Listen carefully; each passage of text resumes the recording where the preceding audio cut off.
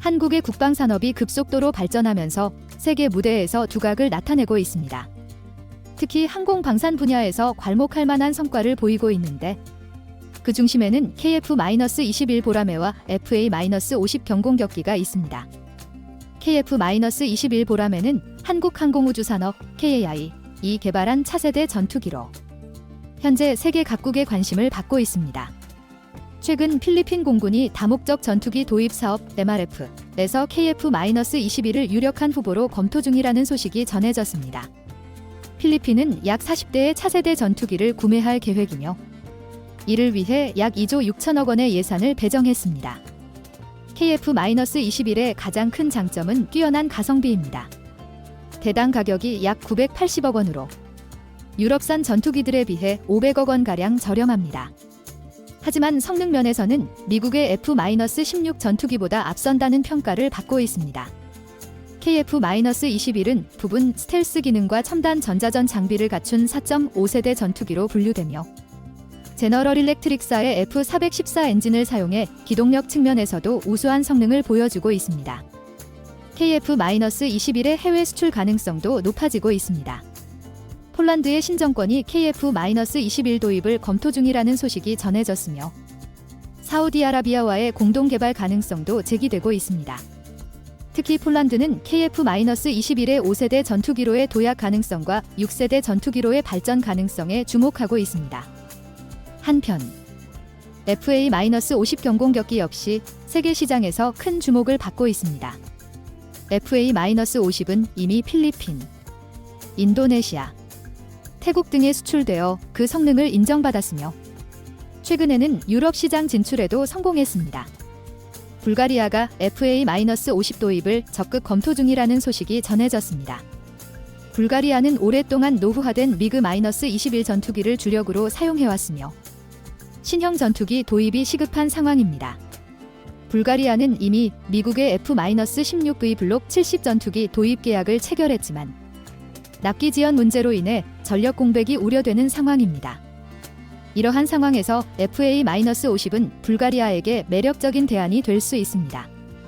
FA-50은 비용 효율성이 높고 다목적 임무 수행이 가능하며 나토군과의 상호 운용성도 갖추고 있어 불가리아의 요구사항을 충족시킬 수 있습니다. 또한 FA-50의 도입은 한국과 불가리아 간의 전략적 제휴로 이어질 수 있어 양국 모두에게 이익이 될 것으로 전망됩니다.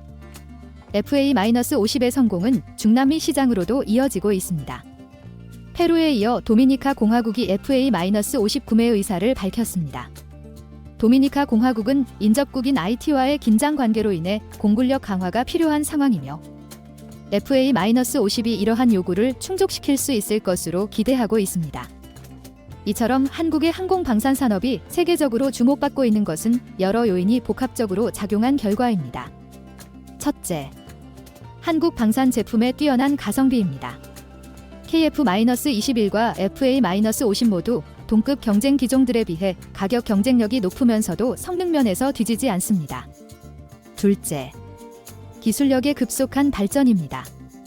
한국은 짧은 기간 동안 첨단 항공 기술을 확보하여 세계적 수준의 전투기를 개발할 수 있게 되었습니다.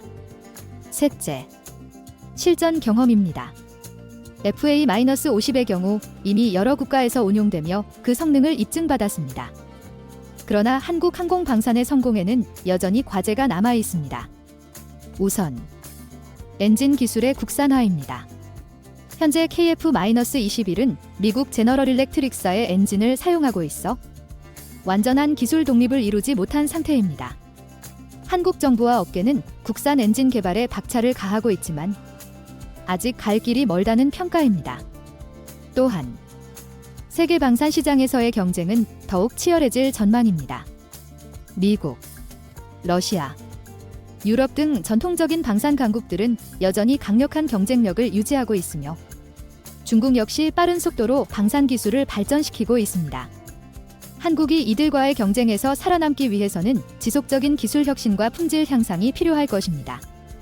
그럼에도 불구하고 한국 항공방산의 미래는 밝아 보입니다. KF-21과 FA-50의 성공을 바탕으로 한국은 세계 4대 방산 강국으로 도약할 수 있는 발판을 마련했습니다. 앞으로 더 많은 국가들이 한국산 전투기에 관심을 보일 것으로 예상되며 이는 한국의 경제와 외교에도 긍정적인 영향을 미칠 것입니다. 특히 KF-21의 성공 여부는 한국 항공방산의 미래를 좌우할 중요한 열쇠가 될 것입니다.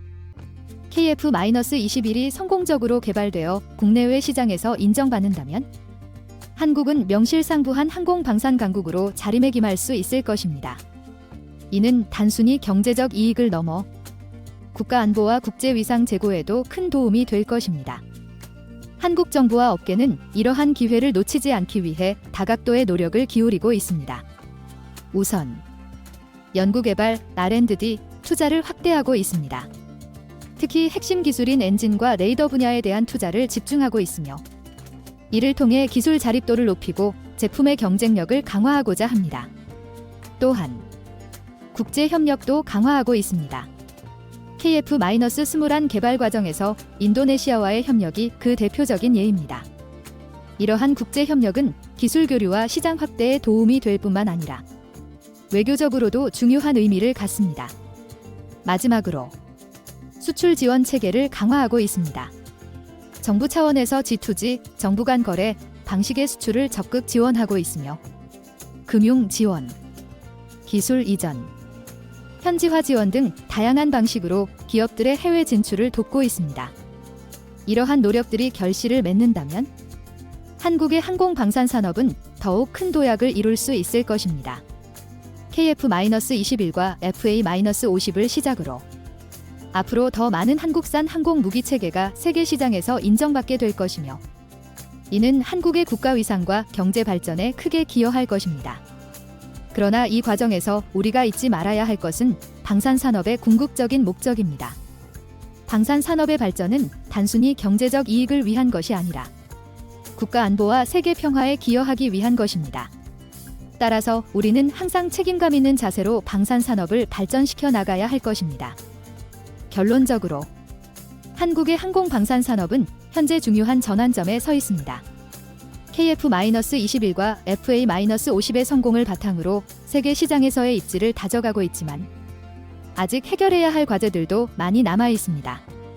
앞으로 정부와 업계 그리고 국민 모두가 힘을 모아 이러한 과제들을 극복해 나간다면 한국은 명실상부한 세계 4대 방산 강국으로 자리매김할 수 있을 것입니다. 그리고 이는 단순히 경제적 성과를 넘어 국가 안보와 국제 평화에 기여하는 길이 될 것입니다.